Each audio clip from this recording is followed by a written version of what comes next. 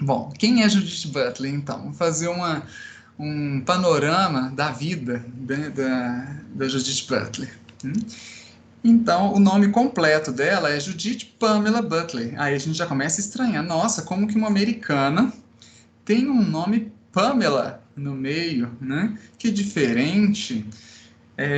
Então, aí a gente tem essa informação, que ela é de família judia, né? E nós temos um histórico também da vida dela, inclusive de publicações, sobre o que ela já publicou, o que ela já falou a respeito de, da filosofia judaica, por exemplo, né? Então, ela fez aniversário há pouco, né, no mês passado, 24 de fevereiro. Ela estudou, então, numa escola bastante tradicional de raiz também judia, né? De uma filosofia judaica, e ela era uma pessoa muito questionadora, né, ou não queria fazer algumas coisas, enfim, fazia outras, e aí, como castigo, ela tinha que assistir a várias aulas de filosofia. Né? Para ela, não entendeu isso como uma punição, na verdade. Ela agradece, inclusive, né? É, essa forma de punição. Então, ela se encontrava com um professor e lia os clássicos da filosofia e tal, né? E ela se centra particularmente nas críticas pré-sionistas da violência estatal. Isso, né, as reflexões que ela fez durante a juventude dela, isso influenciou, de certa forma, as pesquisas dela, né? Então, ela tem uma, é, uma quantidade de textos também sobre filosofia judaica, né? E ao ponto de afirmar, por exemplo, que criticar Israel não é ser antissemita, né? E ela foi acusada de várias formas por ser antissemita, exatamente por criticar as posturas dos governantes israelenses, né? Ou até mesmo da própria política é, regional, né? Pois bem, ela se formou, então, em filosofia e de várias formas, né? Bachelor of Arts, né? Em 1978, esse Bachelor of Arts seria a graduação em uma área que seria mais próxima das humanas, né? Do que a gente chama de humanas aqui. E aí entraria filosofia também. Ela tem um Master of Arts de 1982. No mesmo ano, Master of Philosophy. E tem uma diferença. Então, esse mestrado em artes, entre aspas, ele é voltado para o estudo de história, enfermaria, geografia, sociologia ou estudos sociais, entre outros. Né? Então, seria, de uma forma ampla, um mestrado voltado a matérias humanas ou ligadas a temas sociais. Né? E já Master of Arts, né? O Master of Philosophy é um curso de mestrado com pesquisa, então tem um research, tem uma pesquisa, que normalmente dura 2 anos e que pode incluir o doutorado. Olha só que interessante, né? Para a gente ver como que essa relação dos estudos ele é bem acadêmico mesmo, né? Hoje no Brasil a gente tem, por exemplo, o mestrado profissional, que é uma coisa estranha se a gente for pensar na tradição, já é um estranhamento, né? Tá vendo? Academicamente dizendo, um estranhamento dessa tradição acadêmica de quem faz mestrado, faz doutorado, esses títulos são acadêmicos. E aí a gente tem um mestrado profissional, que não é exatamente para a pessoa dar aula em universidades ou entrar no meio acadêmico, fazer esse tipo de pesquisas. Então, o Master of Philosophy é o que se aproxima mais do que nós entendemos de filosofia, de mestrado raiz, né, em que se faz uma pesquisa de aproximadamente 2 anos, normalmente inclui o doutorado, vamos dizer assim, os 2 primeiros anos do doutorado é esse Master of Philosophy, né? Então, ele é desenvolvido para alunos que têm intenção de ter doutorado sem passar antes pelo mestrado, né? Que também é uma questão bastante brasileira, né? Fazer o mestrado para depois fazer o doutorado. A gente tem na Argentina, por exemplo, uma pessoa que faz uma graduação, que normalmente é mais de 4 anos, né? E aí tem toda uma diferença estrutural mesmo, né? Do currículo, das formas de avaliação, enfim. E aí, depois que ele faz essa graduação, ele pode ir direto para o doutorado, né? Porque tem toda uma questão de fazer pesquisa ao longo da graduação. Às vezes a pessoa fica 6, 7 anos na graduação para conseguir completar todas as disciplinas, né?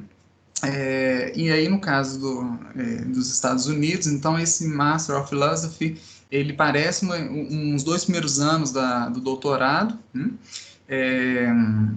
Para depois de um ano ele seja automaticamente inscrito no doutorado, que é o Doctor of Philosophy, o PhD, né, que a gente já conhece por nome, fica parecendo que PhD é uma coisa superior ao nosso doutorado, né? E, na verdade, o PhD vem da expressão latina Philosophia Doctor, né? Que é o título que era concedido a quem chegava ao final de estudos em determinada área, não importava qual exatamente, né? E não precisava de ser, inclusive, filosofia, né? Mesmo porque a palavra filosofia, que está aí no termo, né, PhD, remete à origem grega, né, de filosofia, que é amor ao conhecimento. Então, são comumente campos de estudo dos doutorados em filosofia, esse PhD, áreas de teologia, direito, medicina, artes liberais, entre outras, né? Então, ser PhD significa o quê, exatamente? No caso da Butler, né? Também que é capaz de desenvolver em experiências do pensamento e da razão para solucionar problemas em sua área de estudo, de forma sofisticada. E, além disso, ter domínio em pesquisa acadêmica. Então, a duração costuma ser de entre 4 e 8 anos, né? E aí tem outras questões também, que é esse tempo de duração, né, de um doutorado de 8 anos, né? E é um pouco do doutorado raiz, né? Para desenvolver, para pesquisar, fazer um projeto, né? E aí a gente tem tantas outras coisas que envolvem os nossos doutorados aqui, que é em tempo recorde, né? Tem que fazer em 4 anos para avaliação do programa não ser rebaixado, né? Nossa, pedir prorrogação hoje está um custo, né? Um custo que eu digo, inclusive, de imagem, né? Do próprio programa. Olha quantas pessoas pediram prorrogação, 4 anos e meio, 5 anos para fazer o doutorado, né? A gente tem uma cultura um pouco diferente, né? De fazer isso o mais rápido possível, não importa exatamente a qualidade, né? Um pouco diferente, não estou falando que toda pesquisa que se faz em 4 ou menos até, inclusive, né? De 4 anos, seja de menor valor acadêmico, né? Eu digo que há pessoas que não conseguem se afastar e se dedicar 100% para essas pesquisas, né? E aí tem que trabalhar, cuidar do filho, né? Em alguns casos, e ainda fazer esse tipo de pesquisa, ler aquela quantidade de coisa, né? Mas aí a gente tem, então, um pouco desse currículo Lattes aí da Butler, né? Com a graduação em filosofia, né, uns 2 mestrados, né, embora o ano de término seja o mesmo, então eu já suponho que seja um acúmulo de títulos, né, pelas pesquisas que ela realizou, e dá para ver também que ela se dedicou bastante a isso, porque houve uma sequência, né? Assim que ela se graduou, ela foi fazer esses mestrados, o doutorado acabou 2 anos depois, né? Vamos dizer assim. Então parece que esses mestrados, né? Principalmente o Master of Philosophy, já emendou com o doutorado, foram os anos iniciais. E a gente tem uma outra questão interessante, que é ela ter sido bolsista da Fundação Fulbright na Universidade de Heidelberg, na Alemanha. E, para complementar, ela ainda fez um pós-doutorado na Wesleyan University, né, também nos Estados Unidos. Então, aí a gente tem esse percurso. Eu não coloquei outras informações, né, a gente não colocou mais informações, porque esse aqui é o relevante para a gente entender qual que foi o contexto acadêmico dessa obra, que é fruto acadêmico mesmo, de reflexões, de pensamentos da Judith Butler. Tá? Bom, E aí a gente tem a tese dela, que foi defendida em 1984, como a gente já havia comentado, e revisada em 2 anos, e depois publicada em 1987. Olha que coisa interessante. Quanto tempo ela tinha, né? Quanto tempo ela teve também para fazer essa reflexão posterior, né? Então, o título da tese, que também virou o título do livro, é Subjects of Desire, né? Eu vou ler em inglês porque a palavra subjects pode ser entendido de pelo menos duas formas, né? Sujeitos, como eu coloquei aqui no título do slide, ou até mesmo temas, assuntos, né? Matérias, disciplinas, então três, né? Vou colocar três temas. E isso é recorrente na obra dela. Tá? Os livros, as obras posteriores, a gente vai ver esse jogo de palavras, com mais de um sentido, e que poderiam ser, ou trazem alguma informação, nos levam a construir sentidos específicos dessas possibilidades, diferentes possibilidades. Então, a gente está falando de sujeitos do desejo, ou a gente está falando de temas ou assuntos do desejo, ou a gente está falando de disciplinas, matérias do desejo, né? Não matéria de materialização, é, mas sim de disciplina como assinatura em espanhol, né? Eu não lembro como é que fala em inglês exatamente, né? Isso, Lucas. O Lucas comenta aqui sobre bodies that matter, né? Matter, aí sim seria a palavra que nos dá a ideia de corpos que importam, mas corpos que se materializam, corpos que pesam, né? Foi uma das formas que no Brasil traduziu, né? Inicialmente o título da obra, mas a gente vai ver também no próximo encontro que o título, né, Problemas de Gênero, Gender's Trouble, aí também está dando pelo menos uns dois sentidos aí, ou essa construção, né, Gender's Trouble, é um problema de gênero, um problema sobre o gênero provoca o problema, enfim. Nós vamos refletir um pouquinho mais sobre isso no próximo encontro. Bom, fato é que ela defende, então, a tese em 1984, faz uma revisão em 85 e 86 e publica em forma de livro em 87. Em 99, há uma segunda edição, com um único diferencial para de 1987, com um prefácio. Né, um prefácio específico em que ela faz uma reflexão sobre quanto tempo, mais de 10 anos depois dessa publicação, e ela fala assim, para os leitores, né, terem paciência, porque ela não foi muito clara nas coisas ou ela precisaria de rever muitas coisas que ela informa, né, que ela considera em sua obra, mas que ela não pretende fazer isso, mesmo nessa segunda edição, porque marca um pensamento específico daquela época. Né? Então, olha só, ela defende em 84, e em 85 e 86, ela faz duas coisas interessantes que contribuem para essa revisão. Né? Ela, então, participa faz o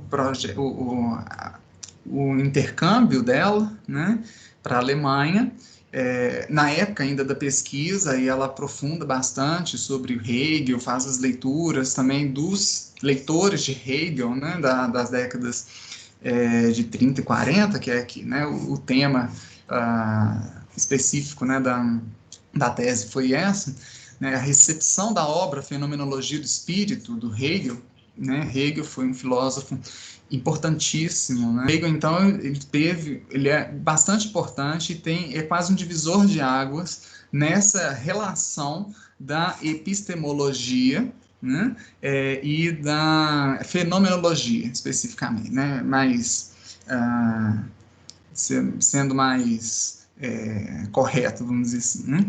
Então, essa fenomenologia, que eu vou falar daqui a pouquinho, essa obra, né, de 1807, o que ela analisa é como os filósofos franceses dos anos 1930 e 1940, como é que eles receberam, entenderam e comentaram sobre essa obra.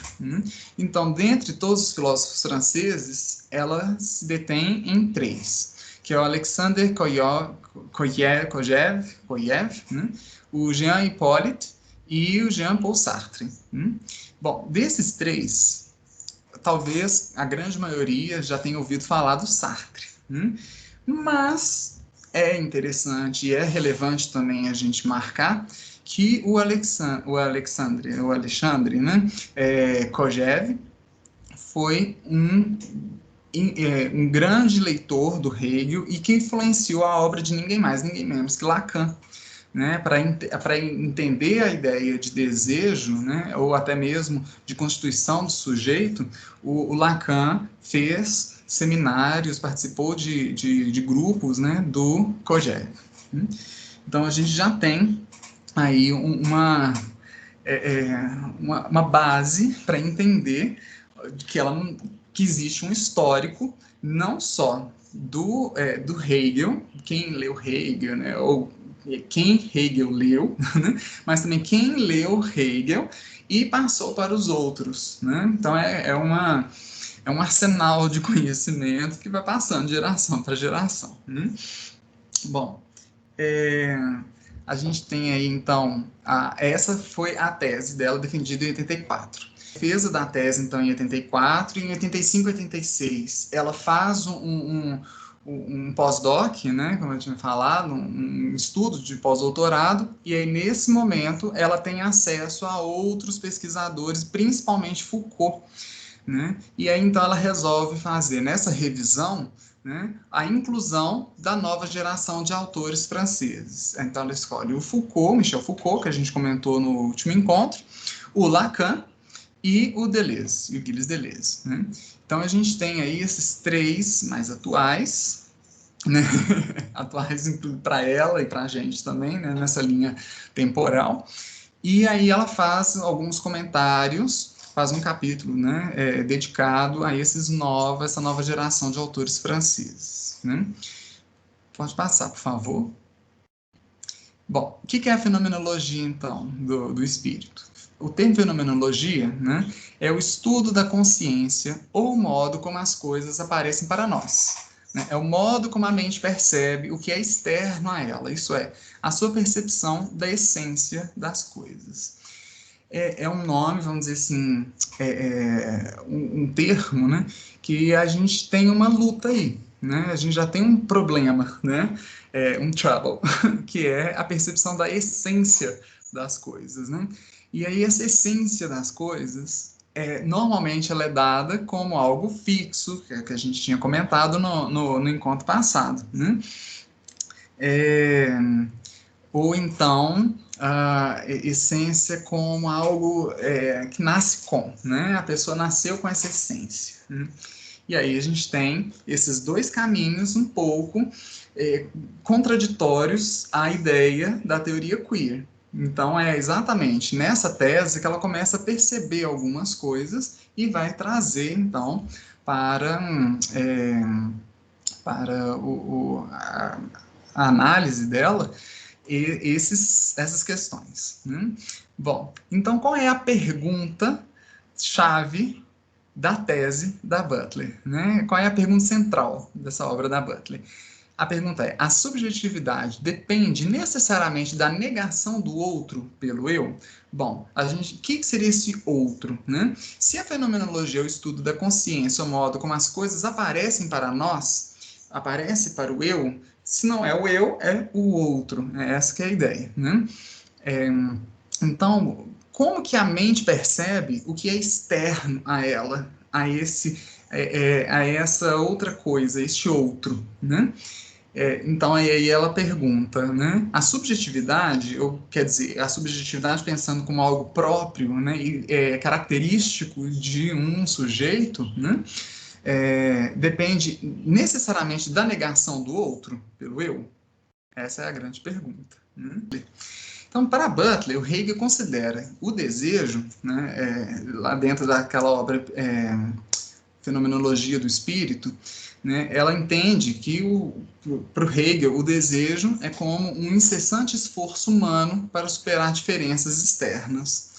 Um projeto para se tornar um sujeito autossuficiente e para quem todas as coisas aparentemente diferentes finalmente emerjam como características imanentes do próprio sujeito. Então, já estou falando aqui, né? Começando já do contexto geral, né?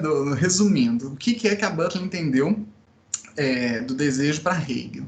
Então, é isso, né? Há algo externo, né? O sujeito, quando ele lida com esse outro, com esse algo externo, a primeira coisa que ele tem que fazer é um esforço para superar essas diferenças que são externas, né? E aí tem um projeto, o projeto para se tornar um sujeito autossuficiente. Eu não preciso daquele outro para ser eu, né? Vamos dizer assim. E para quem todas as coisas, aparentemente diferentes, finalmente emerjam. Então, tudo aquilo que é diferente vai emergir como uma característica que nasceu comigo, imanente, né? Própria minha. Então, é essa que é a grande ideia, ou a grande percepção que a Butler tem do desejo para Hegel. E não é nada muito diferente também, se a gente for ver qual foi a leitura que Lacan, Freud, de certa forma, também, né, os outros, Foucault, enfim, todo mundo fez da obra do Hegel. Né? Mas o interessante é que a Butler ela vai colocar a maior ênfase para ela no desejo enquanto movimento. Né? Então, o desejo é o mesmo que movimento. O sujeito ele não pode se conhecer instantânea ou imediatamente. Ele requer mediação para entender sua estrutura. Essa que é a ideia de movimento, né? Que a Butler usa na sua pesquisa. Né? Essa é a ideia. Né? Então, fiquem com isso guardado, tá? Desejo é movimento. A consciência de si é a reflexão a partir do ser do mundo sensível e percebido. É essencialmente o retorno a partir do ser outro. Essa é a ideia da mediação. É eu perceber, ter a consciência de mim mesmo, né, a partir de uma reflexão, né, do ser do mundo sensível e percebido, aquele que eu enxergo, né, aquele que eu vejo, que é essencialmente o retorno a partir do ser outro. É a partir daquele momento que eu faço uma comparação ou um contraste, cotejar, né, vamos dizer assim, o eu e o outro, eu tenho maior consciência de mim. Né?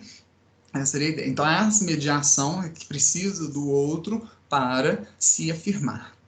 Nenhuma, como é que esse pensamento não é nada muito diferente também se a gente for pensar lá nos outros, né, do Lacan, o grande outro, o pequeno outro, né, da psicanálise, para vocês verem essa relevância que teve a obra do Hegel na psicanálise, seja a lacaniana, seja a freudiana, assim como nas obras de Judith Butler. Então, o sujeito, né, interpretando essa frase do Hegel, né, o sujeito apenas se conhece pela extensão que a reflexão deixa marcada nele. Né?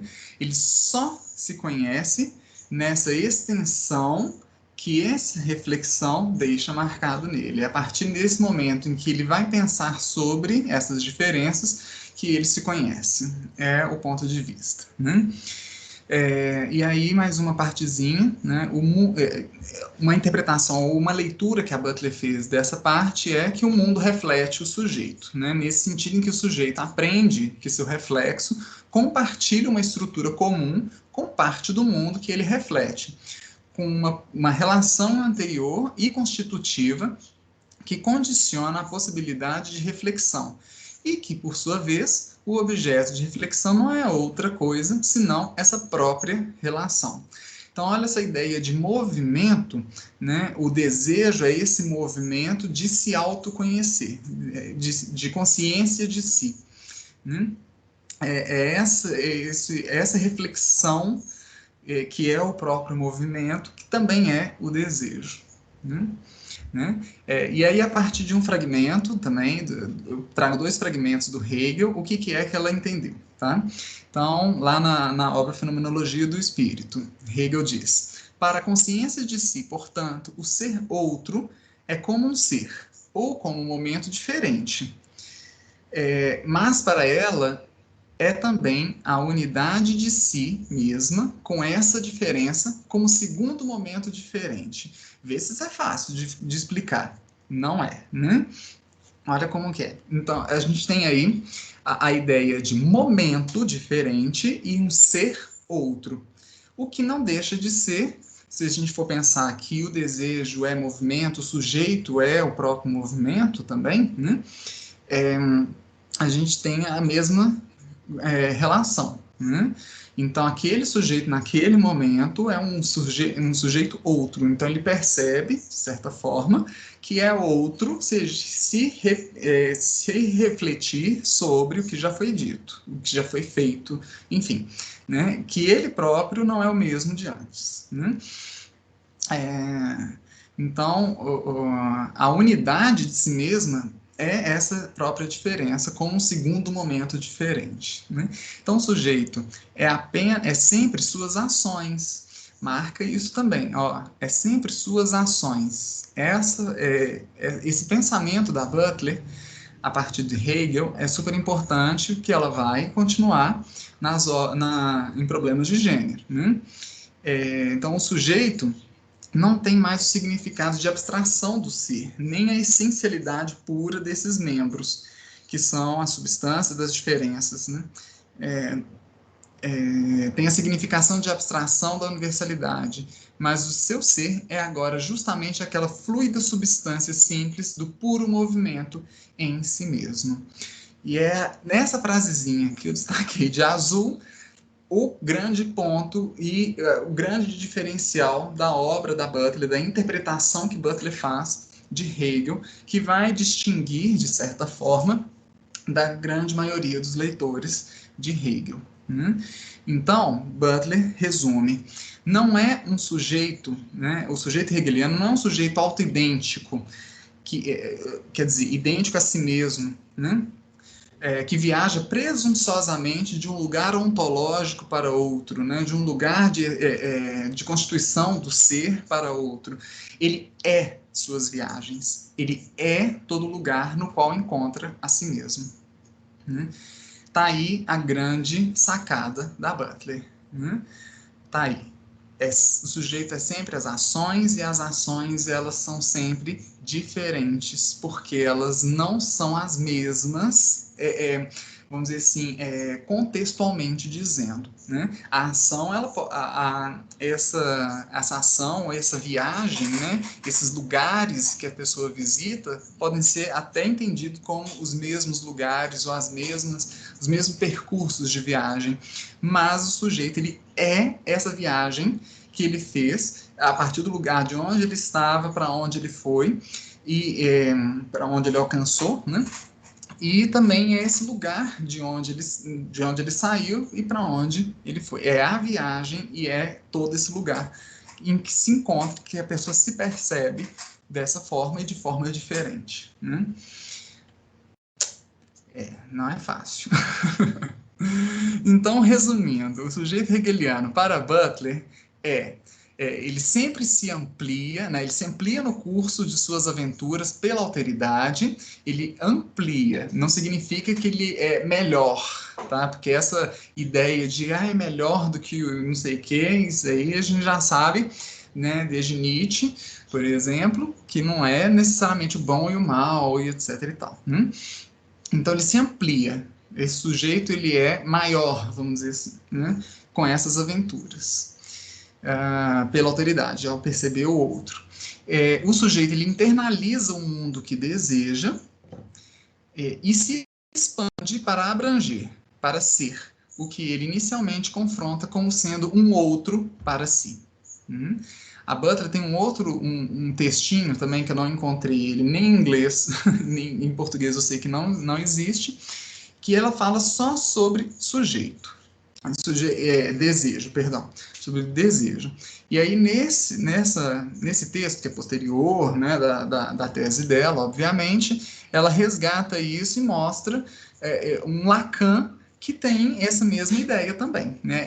Ela mostra no sentido, não que ela revele que ninguém tinha percebido um Lacan dessa forma, mas ela observa essa relação de confronto com o outro, de forma a expandir para abranger e ser aquele outro, né? Para ser de outra forma, né? Então é essa a, a mudança, vamos dizer assim, né? A mudança, essa viagem do sujeito.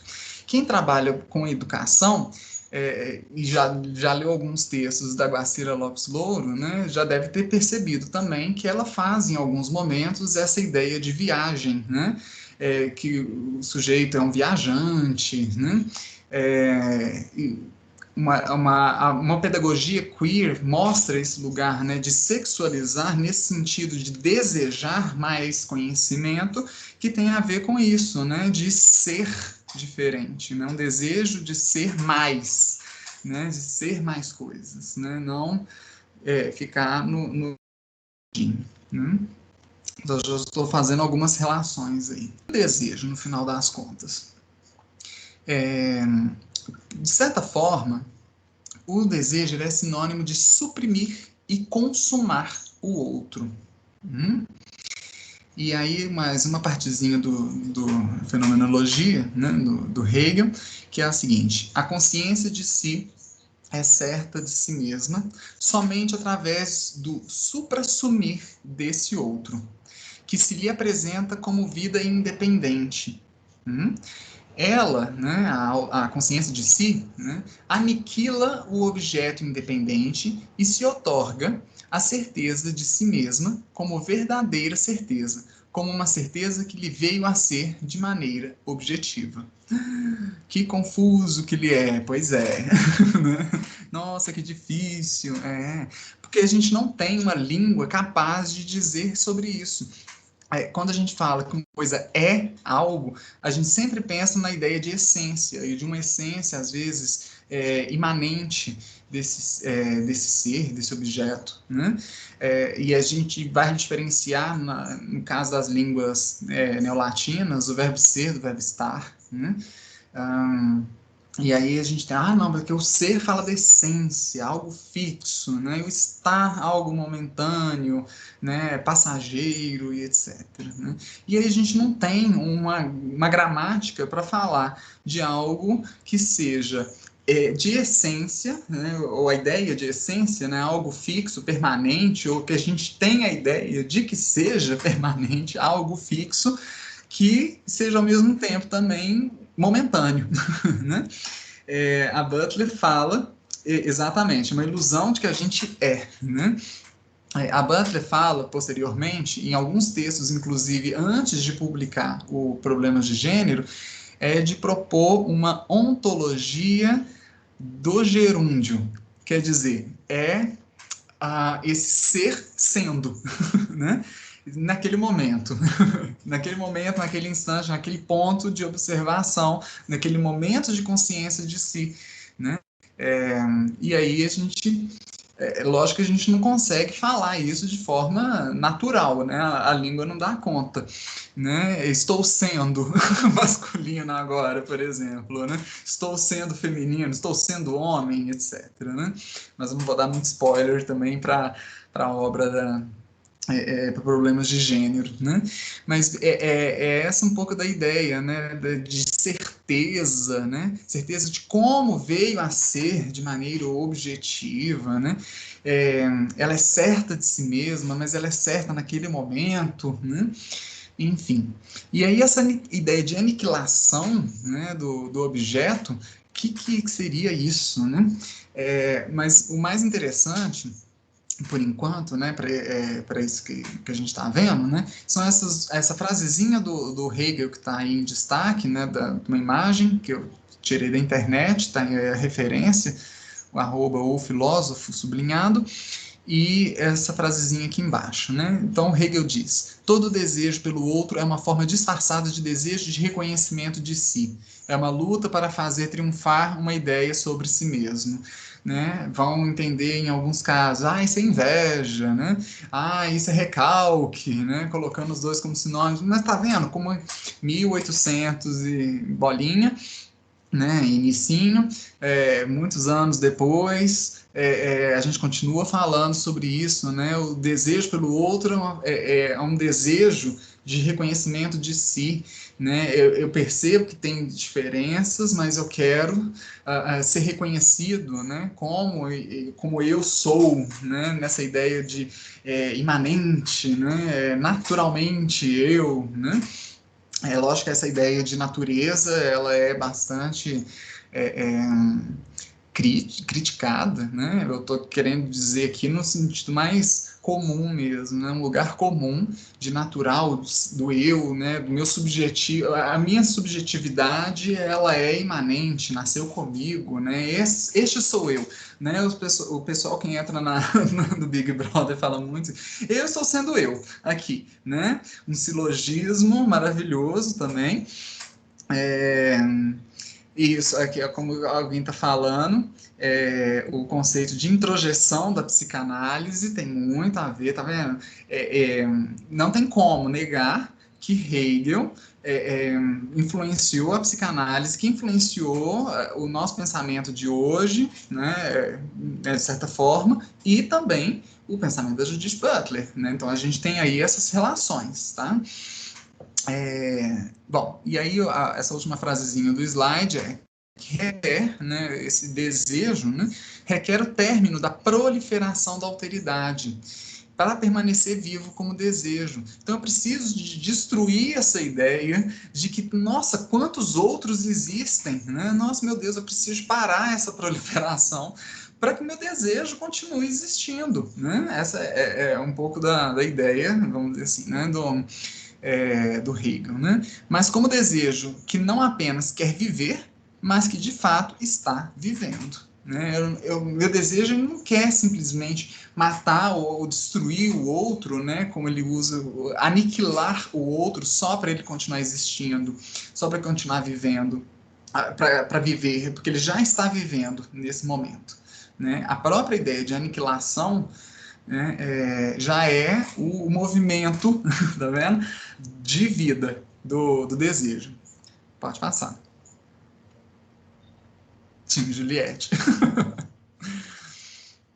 Bom, e o desejo? Então, é, o desejo não é, né, entretanto, uma atividade destrutiva que deve ser aniquilada, né? Mas uma troca ambígua que deve ser reconsiderada e redescoberta como constitutiva da consciência de si. Então, essa ideia de aniquilação, né, nos parece uma ideia muito ruim que precisa de ser evitada, destruída, né? Mas não é bem isso, né? Porque a ideia de aniquilação é uma troca de reconsiderar e redescobrir como se constitui a consciência de si, né? É, Bom, a satisfação, então, né, não pode ser entendida como um ponto final. Satisfez o meu desejo. Ai, pronto, acabei, né? Pronto, ponto final. Não. Porque o próprio objeto de desejo, quer dizer, o conhecimento, a destruição, né? Tudo isso, se a gente for pensar que está ali dentro do, do pacote, né? Do combo do desejo, né?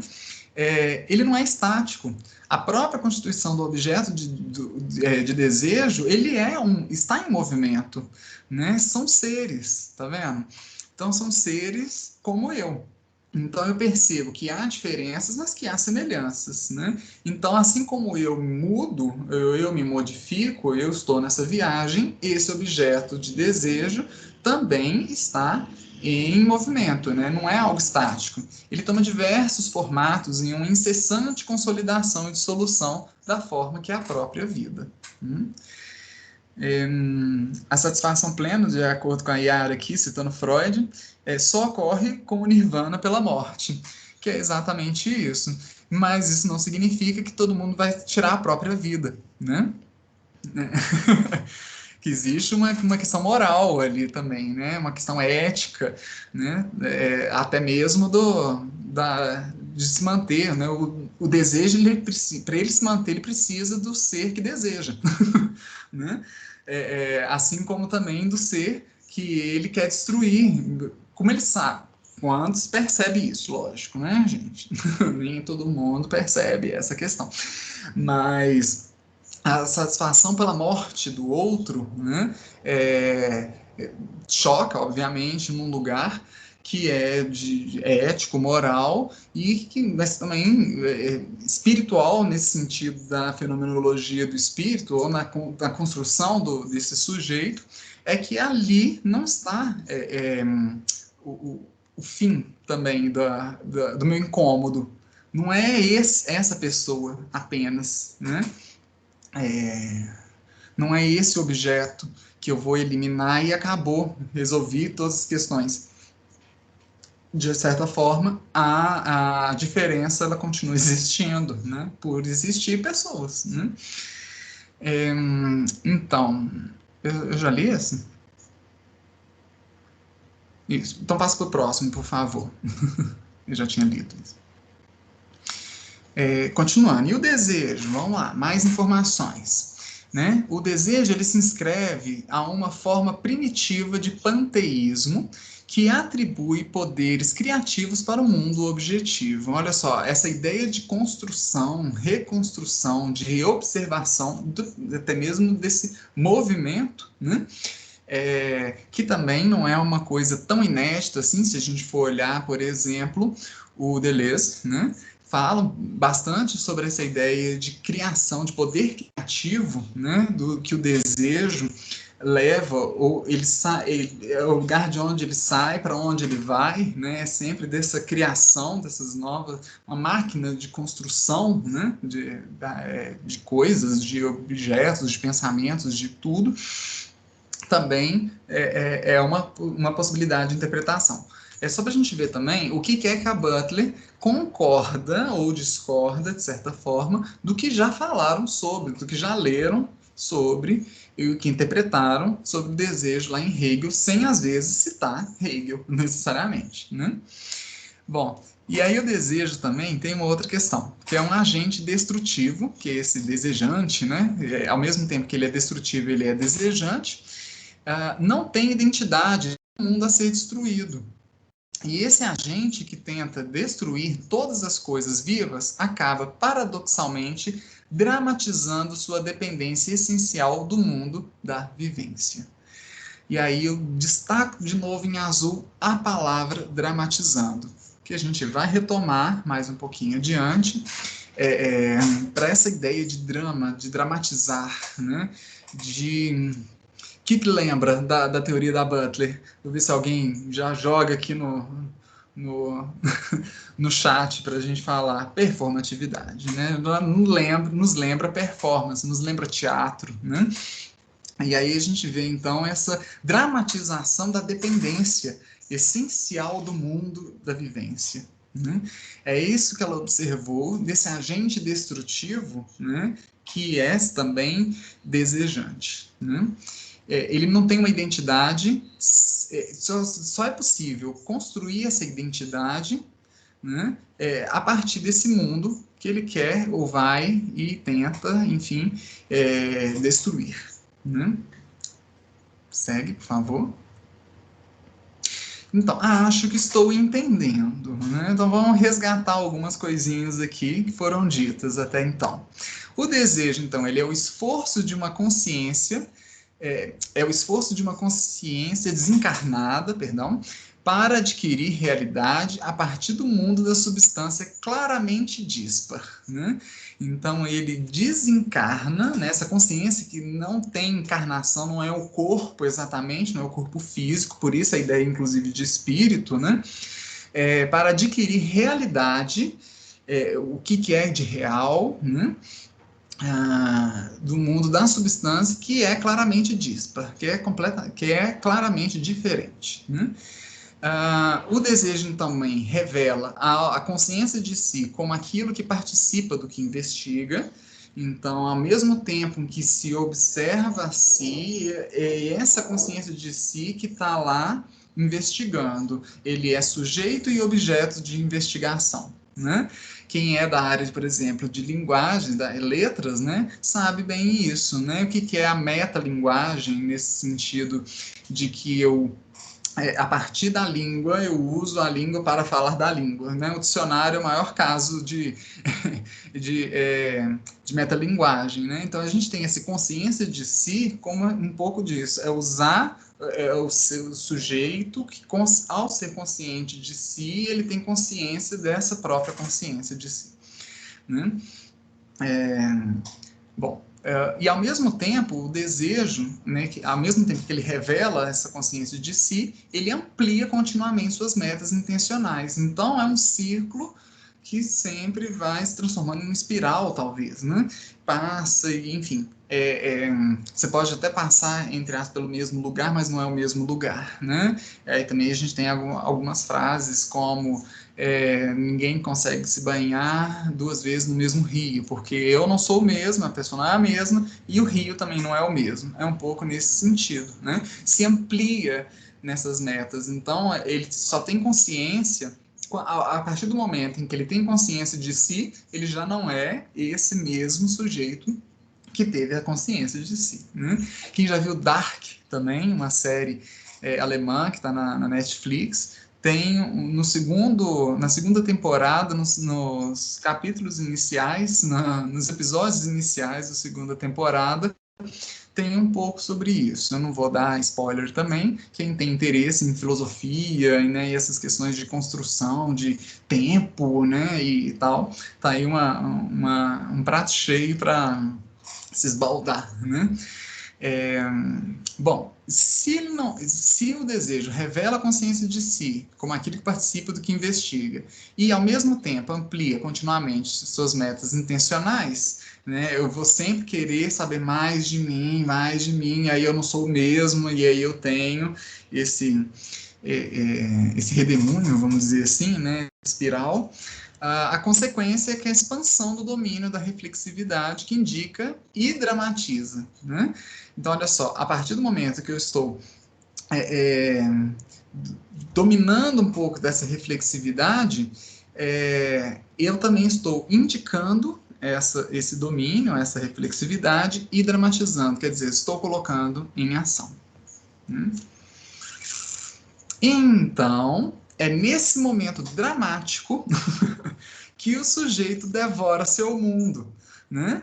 É aí, então, que quando ele devora, né, essa mediação da diferença é a internalização do outro, mas também é a própria exteriorização do sujeito. Então, a partir do momento que eu engulo este mundo, que engulo essa diferença, eu estou colocando para fora este eu que é outro para alguém, para um outro eu, né?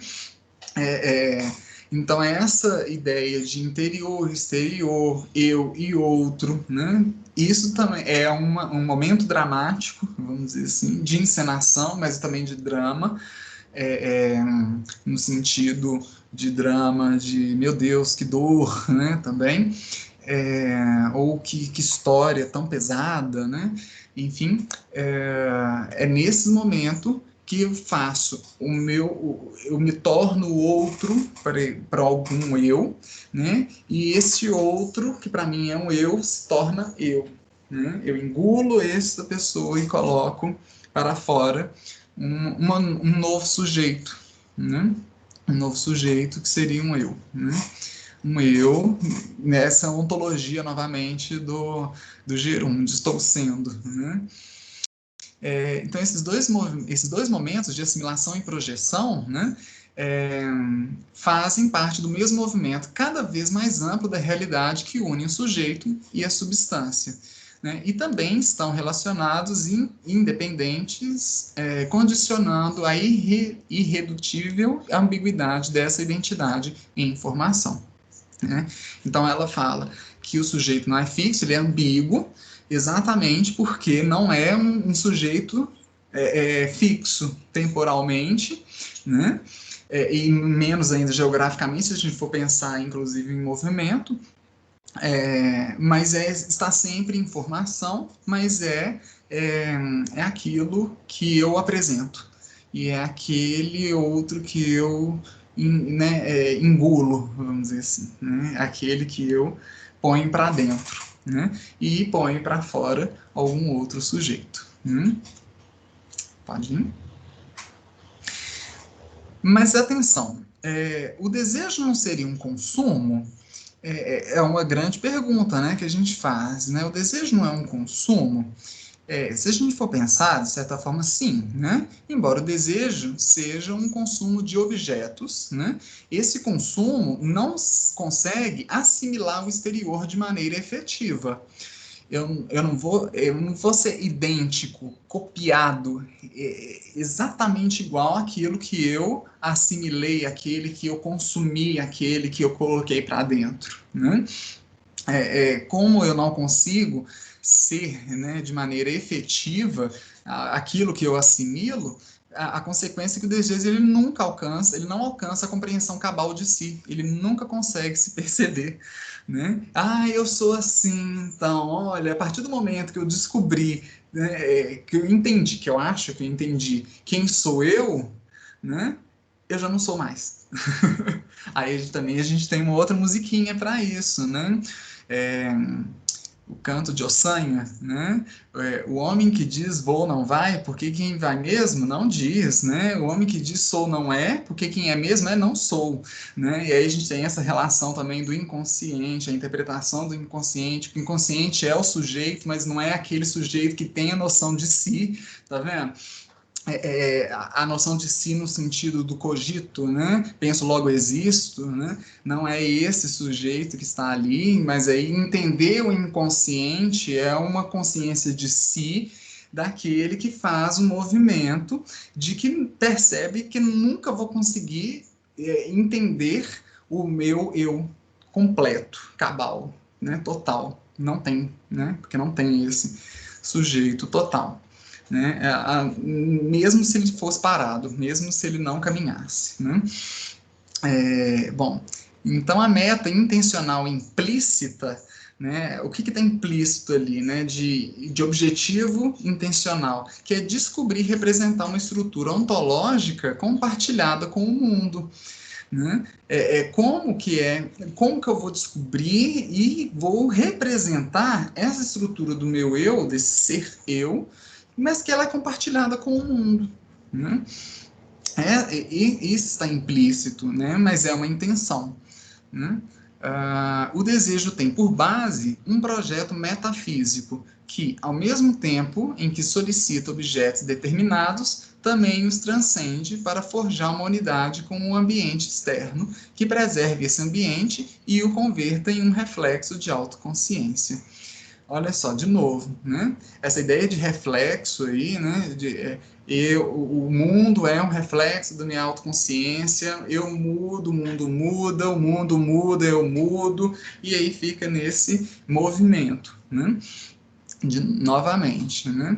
É, então, ele não pode, de certa forma, não adianta, e o desejo, vamos dizer assim, de consciência de si, ele tem também um pouco dessa consciência que não adianta destruir de forma a acabar com aquele, com o outro, porque esse outro, ele é construído sempre, né? Inclusive por si mesmo. Pode mudar. E aí eu trouxe algumas frasezinhas do Freud só para a gente ver que não é a Butler que está inventando, né? São várias possibilidades que estão aí entre vários pensadores ao longo da história que tem algo de semelhante, né? Então, o que a Butler observa também, né? Que a insatisfação do desejo implica que algo poderia satisfazer o desejo, e esse algo está ausente. Né? A análise das deficiências do ato de devorar proporcionará os critérios que um objeto deve reunir para levar à satisfação. O que se supera, então, no final das contas, não é bem o desejo, mas uma forma peculiar de desejo, o que faz que a meta da autoconsciência continue sendo a satisfação do desejo, que é novamente aquele ciclo, né? O desejo não ser satisfeito, então, parece que algo poderia satisfazer. Mas quando eu acho que eu satisfiz, aí a gente observa que não é aquilo exatamente, porque não era aquilo naquele momento, mas agora já não é mais, porque o meu desejo muda, assim como eu mudo, né? O meu ser muda, né? A minha consciência de si mudou, né? Não é mais a mesma, né? Eu não sou mais o mesmo. Então, aquilo que eu achei que eu satisfiz era a outra coisa, não era o meu desejo, exatamente. Então, eu vou continuar desejando, né? E aí, como é que o Freud falou isso?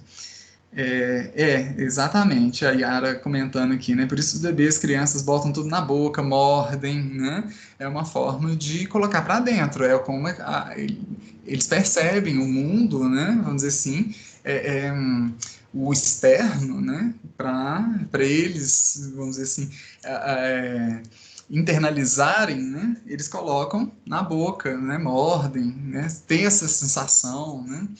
Bom, o Freud fala o seguinte, né? Deseja um impulso de recuperar a perda da primeira experiência de satisfação. Só que aí a gente sabe que ninguém tem a consciência de qual foi a primeira experiência de satisfação. A gente não tem a consciência disso, né? Tá no inconsciente. Só que o inconsciente ele trabalha com uma linguagem completamente diferente, né, do que o consciente trabalha. Então a gente fica o quê? Né, desejando, achando que vai conseguir ter, vai recuperar, né, essa primeira experiência, vai satisfazer essa primeira experiência e tal, e nunca é, e não é, e a gente continua desejando, né? E aí um outro momento que o Freud fala é que o sonho é a satisfação de que o desejo se realize. Então, tá vendo? Não é no plano do consciente, vamos dizer assim, uma mensagem do inconsciente. E aí a gente tem esse ciclo novamente, né? O sonho satisfaz, mas lá naquele mundo onírico, vamos dizer assim, é suficiente? Talvez não, para muita gente não é, né? Não basta querer matar a pessoa e sonhar com matar a pessoa. Às vezes o desejo é eliminar de fato alguma pessoa, né? Estou dando um exemplo, né, de um desejo simplificado, lógico, né? E aí, a realização disso no sonho se realiza para quem? Para o eu, né? Para este eu, mas este eu enquanto um sujeito inconsciente. Já no mundo social em que eu compartilho outras coisas, não satisfez. Então, a gente tem aí a grande luta, vamos dizer assim, humana, né? Quando ele percebe que ele é outro também, né? Ele tem um outro internalizado ali. Né? A hipótese dessa primeira satisfação seria a vida no útero, que não se tem tudo sem insatisfação, né? Onde se tem tudo sem insatisfação. Onde se tem tudo sem insatisfação, diz a Yara. E aí são sempre hipóteses, né? Porque a gente nunca consegue, vamos dizer assim, comprovar de acordo com o que as ciências exatas, as ciências biológicas vão indicar, né?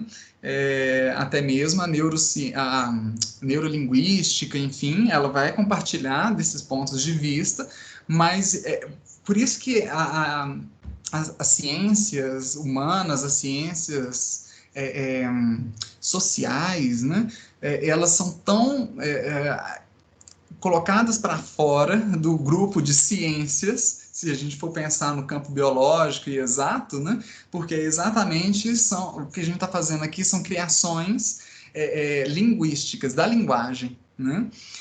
Não que os outros não sejam. A gente vai ver na obra da Butler alguns exemplos que ela traz que são de estudos da biologia, que a gente vê que existe uma criação da linguagem ali, né? Algumas coisas foram colocadas como eixo naturalizado, né? Na verdade não natural, mas que vão justificar que é uma questão biológica ou uma questão exata, lógica, né?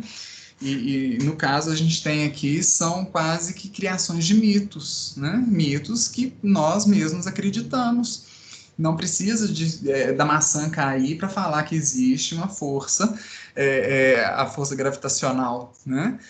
A gente pode colocar a nossa interpretação, a nossa crença nesse sentido, não de crença como algo que não existe, né? E aí eu mesmo assim acredito, não é isso, né?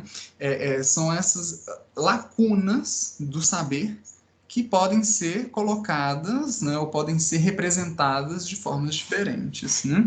E uma delas é essa satisfação que no útero a gente tinha tudo, sem a gente conseguia ter tudo sem ter insatisfação, né?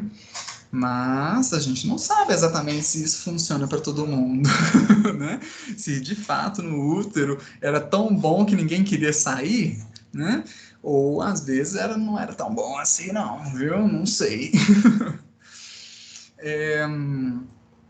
Bom, e aí eu coloquei também aí no finalzinho só para a gente para ver essa diferença entre necessidade e desejo, né? Que é também uma diferença que aparece em vários psicanalistas, né? Freud fala menos, Lacan fala um pouco mais dessa diferença entre necessidade, que seria a maçã, vamos supor, né? Para se alimentar, né, de forma fágica, celular, metabólica e etc, etc. E aí a maçãzinha da Apple, né, que aí sim seria uma ideia de desejo, né? E aí, como esse desejo não se satisfaz, porque não é uma fome, né, eu comi, e aí eu me satisfiz, né? Ai, pronto. Da necessidade, tudo bem. O do desejo, a gente sabe que não é bem isso, né? Muda, por favor. Eu ainda não entendi a destruição, ainda não ficou claro, né? Essas são perguntas que eu falava, que eu fazia para mim mesmo quando eu estava lendo, né? A Butler e organizava a fala de hoje, né? Então eu trago mais algumas partezinhas da tese da Butler e algumas imagens, todas elas tiradas da internet, para a gente refletir um pouquinho, né? Eu não vou, exatamente para não estender muito o momento agora, a dialética do senhor e do escravo, né? Eu sugiro para quem tem interesse, né, e isso é relevante para quem trabalha com movimentos feministas, né, porque a Judith Butler se baseia bastante na interpretação que ela fez do Hegel, né, dessa dialética do senhor e do escravo, para mostrar a relação entre o homem e a mulher, né? Então, mas nessa não é algo da obra do Sujeitos do Desejo, né? Então, por isso que eu não vou entrar muito em detalhe, mas eu sugiro tanto a leitura lá do Hegel, tem a partezinha falando sobre a dialética do senhor e do escravo, como a interpretação que a Butler fez lá na obra dela. Bom, então, o que tem a ver com essa ideia de destruição, né? Então, ela fala o seguinte: no desejo destrutivo, busca-se internalizar o outro em um corpo autossuficiente e, ao mesmo tempo, se esforça para superar a vida corporal, né? Para se converter em uma entidade abstrata sem necessidade corporal. É o que ela entendeu, né?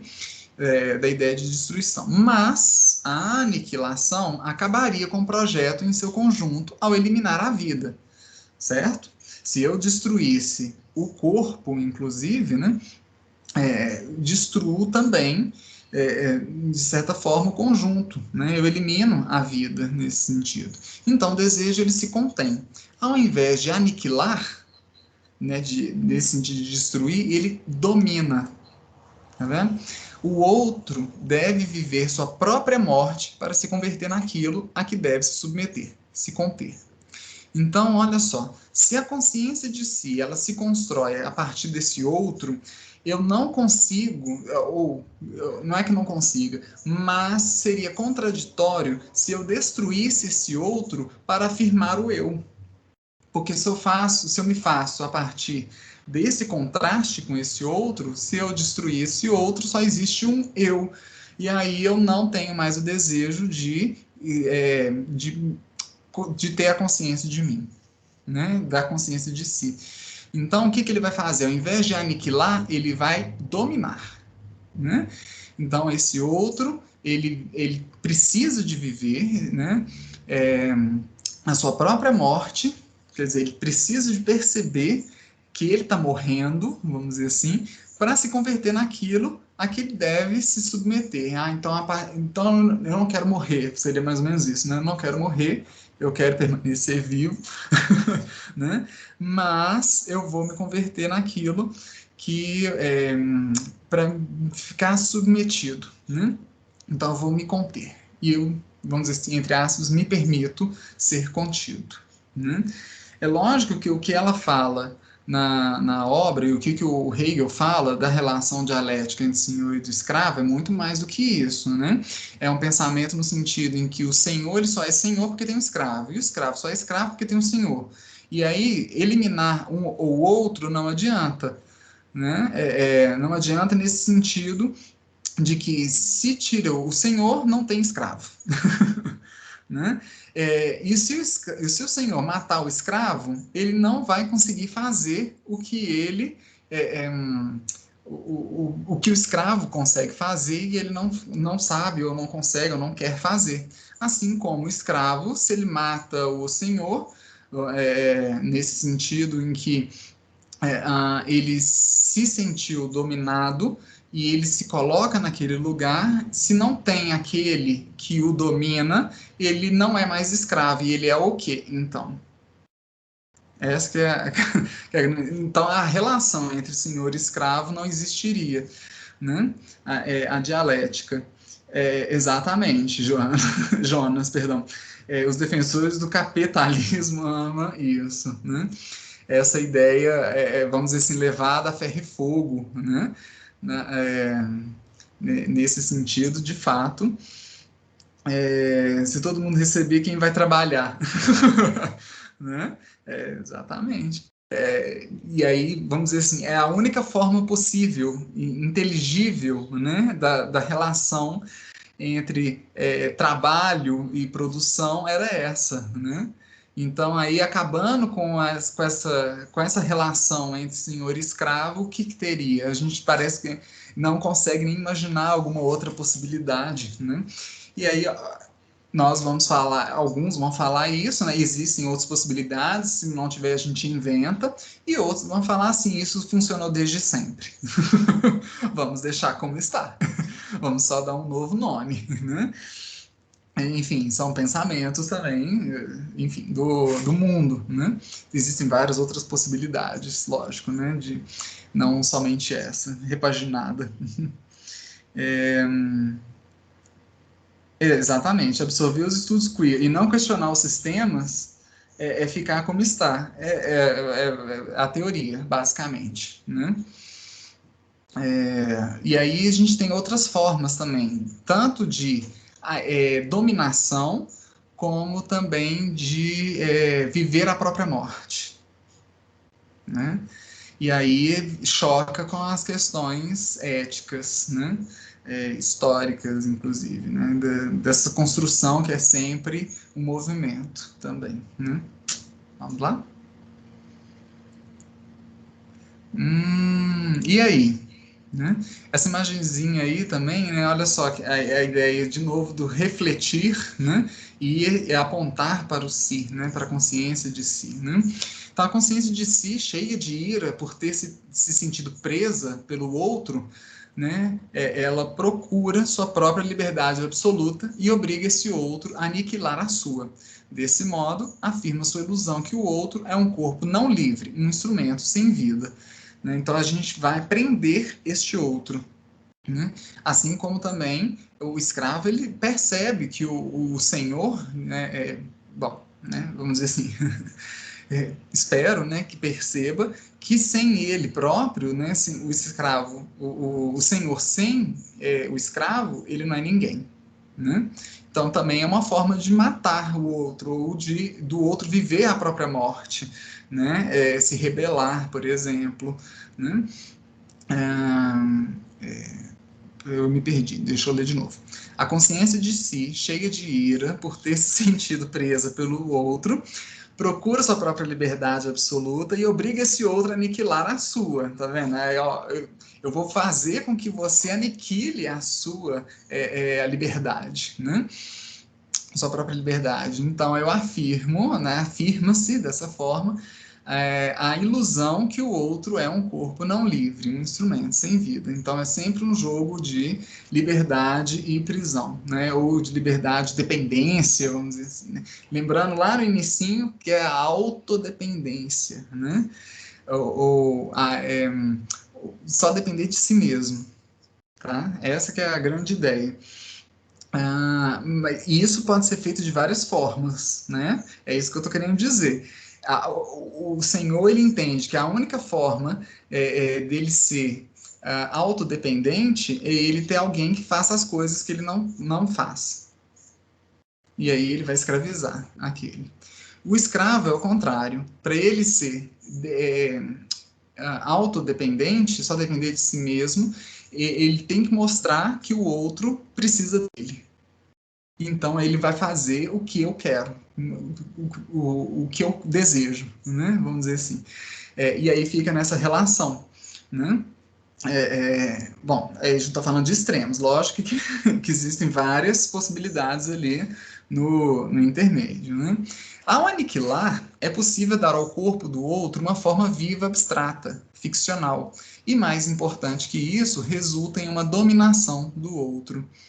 Eu criar a história do outro, né? Também é uma forma de de dominar o outro, né? E a gente sabe que isso acontece muito na construção da história, principalmente dos grupos que foram sempre submetidos aos grupos hegemônicos, né? Se a gente for pensar que a história sempre foi contada por uma versão, inclusive a história daqueles que perderam, né? Ou que perderam as lutas, né? Ou que saíram prejudicados de certa forma, a história ela é sempre contada de um lado, e isso é uma forma de dominação, né? O, os movimentos de negritude passam exatamente por nesse sentido, né? Para eles não para não manter essa dominação e eu digo uma dominação não somente acadêmica, mas da própria construção do real, da realidade, né? que a gente tem acesso, né? Que seja pelos livros de história, que seja pelos documentos, né?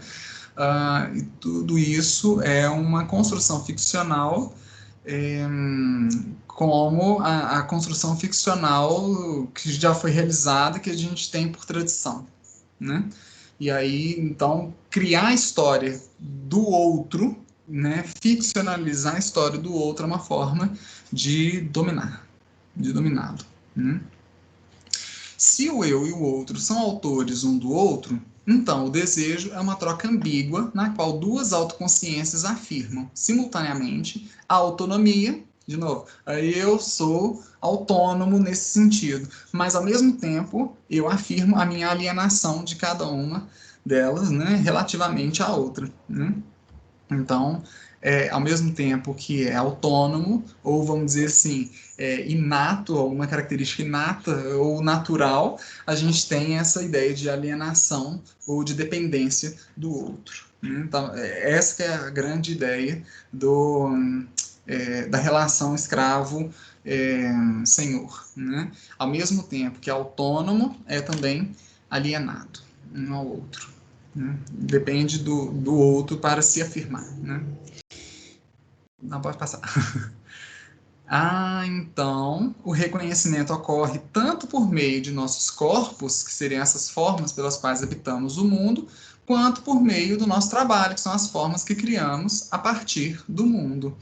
Né? De novo, se quiser trocar a palavra trabalho por cultura, né? E o corpo como biológico, né? Daí, de novo, ó, a relação entre biológico e cultura, o que inato, o que é construído, né? Essa mesma ideia, o reconhecimento ocorre nos dois casos, né? Nos dois sentidos. E a conexão, então, importante entre subjetividade, trabalho e comunidade é o que a Butler resume nessa frasezinha aqui, né? As verdadeiras subjetividades vêm a florescer apenas em comunidades que fornecem reconhecimento recíproco, já que não chegamos a nós mesmos através do trabalho solitário, mas através do olhar do reconhecimento do outro que nos afirma. Tá, de novo, eu preciso do olhar do Senhor, né, para eu me sentir escravo. E, nesse sentido, para eu fazer sentido neste mundo dominado por esse pensamento. E a mesma coisa, o Senhor com relação ao escravo. Né? Eu preciso de ter o escravo, mesmo ele se rebelando, porque eu preciso de tê-lo, de dominá-lo para eu fazer sentido neste momento, neste lugar, pela minha comunidade. Né? Lógico que é uma coisa que a gente está tirando aqui né, várias outras relações, né?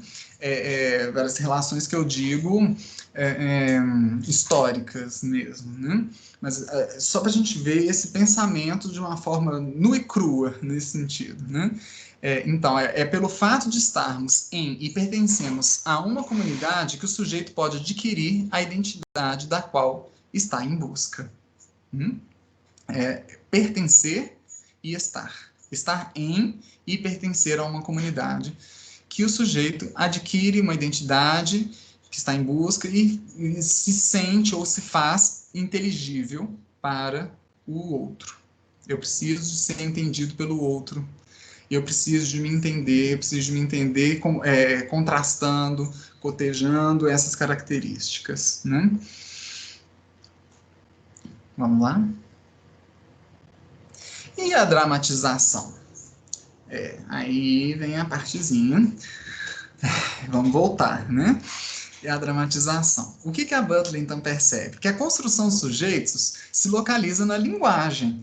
Né? É na relação entre língua e mundo extralinguístico que quase todos os filósofos analisados por Butler, né, desde Kojev, Pauli de Lacan, Derrida, Foucault, enfim, todos eles, né, tendem a supor que o espírito, né, sujeito autoconsciente, é coerente e idêntico a si mesmo. Então, a Butler, ela compreende que o sujeito é incoerente e sempre em movimento, em ação. Não apenas no mundo extralinguístico, vamos dizer assim, como no mundo linguístico, nesse mundo da representação pelo simbólico, né, pela língua, que esse sujeito ele é diferente também. Ele está em movimento, ele se constrói de forma diferente. Né? Então, essa é a ideia quando fala de espírito, né, na obra do Hegel, né, é esse sujeito autoconsciente. Ele sempre vai ser um sujeito em movimento também. Esse espírito não é algo... pode ser pensado de forma divina, mas não como um produto terminado, fim, fechou, é este. Né? Esse ser adâmico, este ser Eva, né? Não é a Eva, não é Adão exatamente, não é nenhuma, nesse sentido fechado e tá ali aquela coisa que construiu e todos os produtos vão ser daquela mesma forma, né? Sempre essa ideia de movimento. Então, o desejo para dito ou entendido, explicado, o sujeito naquele momento, ele tem que... o que ela percebe que está sempre em movimento. Né? E isso sempre se faz em movimento por causa da linguagem. Né? na tentativa de construção simbólica de si, como na construção simbólica também do outro e dessa relação da própria comunidade, etc. Segue, por favor. Então, a dramatização, né? Então, o projeto do desejo consumidor é por si mesmo condicionado por uma assunção ontológica prioritária. Antes de ler esse aqui, é só para vocês mostrarem o que tem a ver com dramatização. A Butler, ela começa a usar, então, já nessa tese, termos que são específicos da área do teatro, a área da encenação. Né? E um dos textos que ela escreve depois, então, da publicação do livro, da revisão e tudo, da complementação em 87, entre 87, 88 e 1990, ela lança três artigos que eu vou disponibilizar para vocês depois no grupo, né? Para vocês darem uma olhada. E aí, um deles, ela vai falar sobre essa ideia de performance, né? E sujeito e performance, a performatividade, né? Mas observem que desde 86, 87, ela já está escrevendo com essas ideias de encenação, de dramatização. E aí um dos fragmentos é esse, que está no início da obra, em que ela diz o seguinte, né? O projeto do desejo consumidor é por si mesmo condicionado por uma assunção ontológica prioritária que escala, aí eu coloquei os termos em inglês, né, casts, né, de escalar para uma peça de teatro, por exemplo, fazer o casting, né, que a gente usa em inglês também. Então, que escala a consciência de si ao papel, ao role, né, de um puro vazio externo e sem relação com o ser substantivo. Esse esquema é perturbado pela dramatização de destruição, visto que, uma vez mais, o desejo determina a si mesmo como uma realidade positiva através de seus próprios atos determinados. Olha quantas palavras do campo semântico do teatro, da encenação, ela usa só em um parágrafo, né? Só para vocês verem essa ideia de colocar em cena, né? De agir, né? De ação, que ela já está pensando. E eu acho que o final do livro dela, né, da tese, é um resumo do que é que ela está entendendo, então, como sujeito e desejo, ou a relação entre sujeito e desejo, ou a relação entre matéria, disciplina, assunto, tema e desejo. Ela fecha, então, o livro da seguinte forma: de Hegel a Foucault, parece que o desejo nos faz seres estranhamente fictícios, e a risada de reconhecimento seria o momento do insight, daquele momento que caiu a ficha, né? Então, quando eu percebo que o desejo nos faz seres fictícios, nesse sentido de que não tem uma verdade absoluta ali por baixo que me faz ser eu mesmo, né? Tão subjetivo, tão particular, tão tal. E quando eu percebo isso, ou seja, eu chego nesse nível de consciência de si, né, consciência de mim mesmo, eu rio. Nesse momento, olha só como eu sempre falei que a pessoa é duas caras, a pessoa usa máscaras, né, como a imagenzinha aí, né, mas na hora que tira a máscara, eu percebi que eu também tenho máscara, né? Que eu estou fazendo ficticiamente, né? Criando a minha história e vivendo ela ao mesmo tempo, né? É mais ou menos nesse estilo, né? Que a, que a Butler, então, entende e fala dos sujeitos do desejo. A minha parte agora, eu consegui. Eu vou pedir agora pro Vicente, se o Vicente viu alguma coisa que precisa ser falado antes de ele dar continuidade. Tá tudo certo? Então tá. Tá certinho. Alguém quer comentar alguma coisa antes de passar para o Vicente? O Vicente vai falar agora um pouquinho da relação da escrita, né, ou da percepção da Judith Butler vista de uma forma assim um pouco mais geral antes da gente encerrar, né? Com relação ao que foi explicado sobre sujeito, sobre desejo, nesse nível 1986, 87, né? Antes de problemas de gênero, né, conseguiram perceber a relação entre o drama ou encenação e a construção do sujeito, né, esse desejo enquanto algo que todo mundo diz que é a base da minha, né, do meu ser. Então, agora nós entramos em uma cruzada moral, né, contra os direitos humanos no Brasil. Eu trouxe a seguinte frase: deixe em paz nossas crianças. Essa frase foi dita por uma mulher na conferência de Judith Butler na Universidade Federal de São Paulo, na Unifesp. Além disso, em uma outra conferência, manifestantes eles estavam em frente ao Sesc Pompeia com cartazes de ódio, como esses da imagem, né? Então, que o sonho de Judith Butler seria destruir a identidade sexual dos seus filhos, ou não a ideologia de gênero, menos Butler, mais família. Nessa mesma manifestação, as pessoas estavam acompanhadas de alguns objetos, como bíblias, terços, crucifixos, e também, como se não bastassem, queimaram uma figura de Judith Butler, né? Vestida de bruxa. Então, nessa segunda imagem aí, conseguimos ver a seguinte figura, que é Judith Butler de bruxa.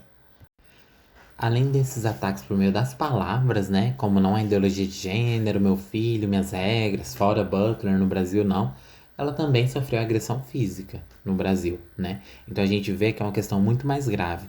E as suas palestras, elas versavam, né, sobre a democracia.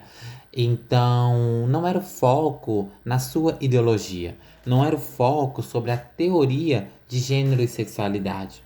Mas a figura Judith Butler, ela é vinculada a isso, e com isso gera todo esse furdúncio, né?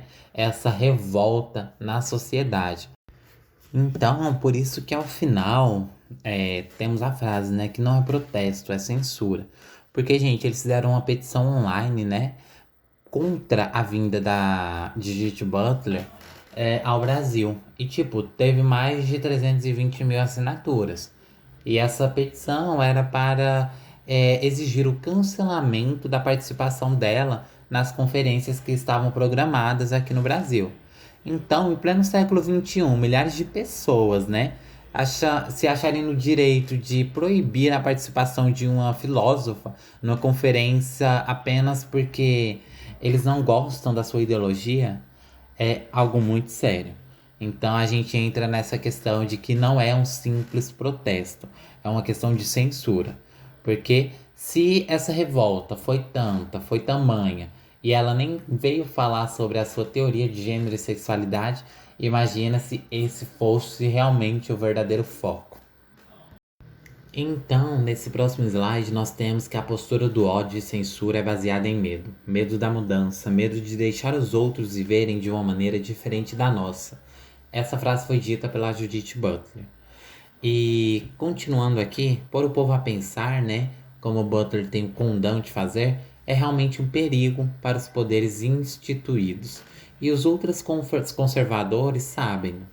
Ora, os que vivem no privilégio resultante de situações de desigualdade, que a Butler tanto questiona e critica, ora aqueles, principalmente os mais ignorantes, que se refugiam no conservadorismo quando dominados pelo medo da mudança e das consequências que isso pode trazer à sua fragilidade no mundo. Então aqui nós temos, né, essa questão principal do medo. O medo não é um medo de Judith Butler, é o medo da sua teoria, é o medo da mudança que isso poderia causar, certo? Então são esses mesmos ultraconservadores que conseguiram o cancelamento, inclusive, de uma exposição. A exposição Queer Museu, sabe? Cartografias de diferença na arte brasileira.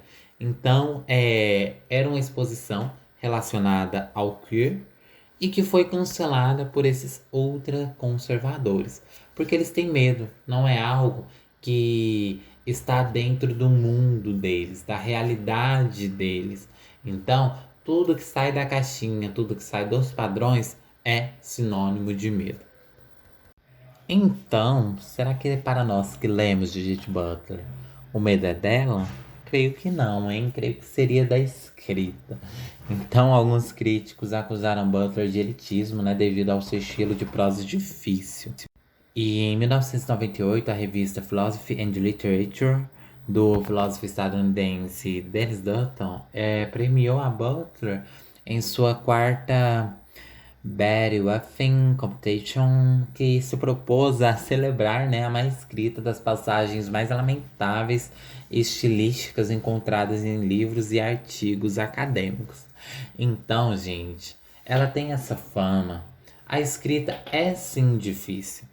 E nós vamos entender no decorrer do curso que é algo particular de Judith Butler. Então ela nos traz alguns conceitos, algumas citações que nós devemos, né, ter esse conhecimento prévio para entender.